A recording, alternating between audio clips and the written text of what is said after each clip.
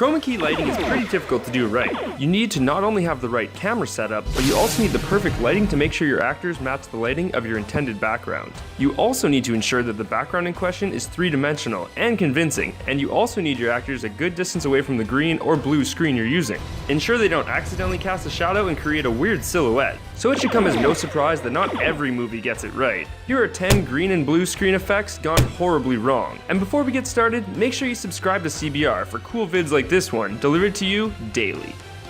Star Wars prequels. The whole list could have probably been filled with specific moments from Star Wars. We've decided to limit the list to just one entry. When George Lucas made the prequels, he insisted on pushing what technology could do in order to get his vision across. The downside was that filming nearly every scene in the movie on a chroma key screen, and including masses of visual effects in every shot that wasn't on one, led to a very rubbery, artificial world at best, and made the characters look like they were standing in front of a 2D picture at worst. From the arena battle of Attack of the Clones to the 4-hour-long battle on the lava planet of Mustafar, precisely nothing looks like it's actually there, not even the actors. Thankfully, the more recent Star Wars films haven't abused chroma key quite as much.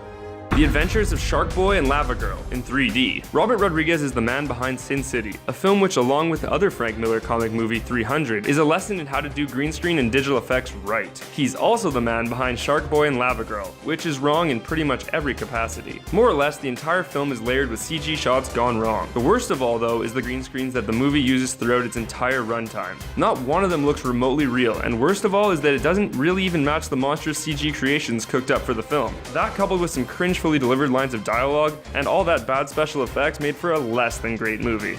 Spy Kids 3D, game over.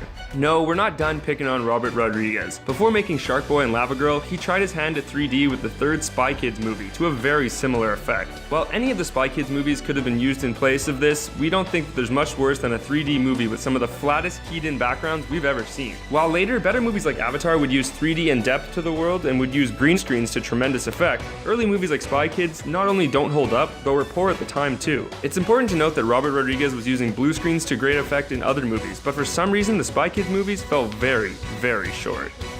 Labyrinth. Rather than using giant marionettes in this movie a la Toho movies, Labyrinth decided the best way to make the puppets dance was to have them operated by men fully covered in black on a black background. While the puppets dancing themselves don't look bad, after all this technique is used in theater all the time, what looks simply horrendous is the appalling backdrop they're dancing on. It neither looks like the puppets are standing on it, nor does it look like the actress is standing on it. For a movie with great visual and fantastic practical effects, this is one attempt at chroma keying that was just unbelievably awful. Indiana Jones and the Kingdom of the Crystal Skull. One of the things that the Indiana Jones films gets praised for is their approach to practical effects and sets. The stunts were always done by real people, and the special effects looked organic. Indiana Jones was like a cross between an epic stunt show and an old movie serial. This was completely lost in the fourth entry, Kingdom of the Crystal Skull. While the movie isn't terrible, the overabundance of CGI, including this awful green screen car chase sequence, looked downright awful when compared to the other, much older films. The worst part was that Steven Spielberg initially said that the movies were going to make use of practical effects, the same way the original movies did. Unfortunately, that was not what we got. Jupiter Ascending. Perhaps the only thing scarier than the Wachowskis' ability to direct Academy Award-winning actor Eddie Redmayne to the worst performance of his career are the ever-present, but never quite convincing, green screen backgrounds in Jupiter Ascending. Jupiter Ascending uses the Phantom Menace approach to chroma key, which is that as much as possible should be CG'd in post. While the Wachowskis have been known for their use of CGI techniques such as bullet time that inspired a wave of action movies, Jupiter Ascending unfortunately is less groundbreaking and more regressive. For a movie that features the gold-bearded Channing Tatum soaring through the air, it would really help if the audience believed that the sky was actually there.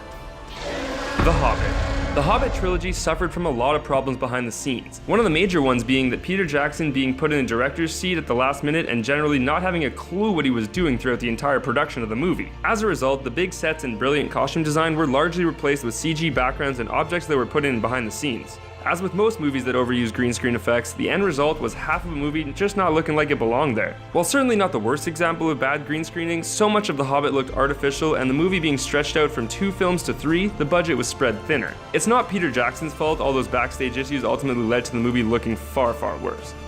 Star Trek Insurrection.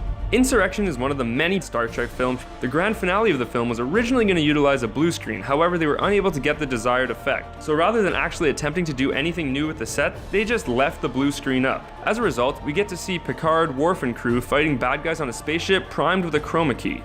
Not only is this incredibly noticeable, it doesn't look right on camera. There's no reason for the blue to be there, and rather than being a mistake that was easily covered, it sticks out like a sore thumb.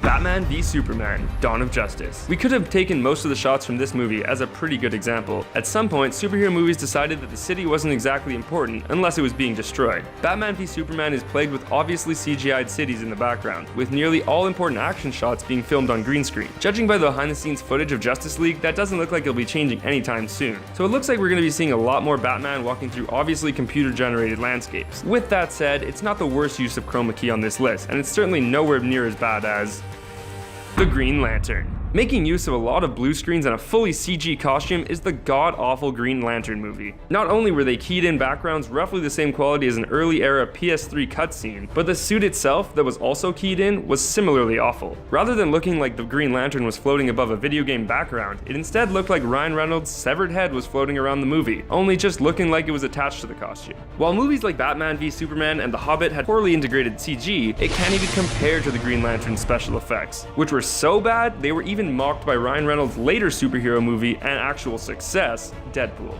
Please don't make the super suit green or animated.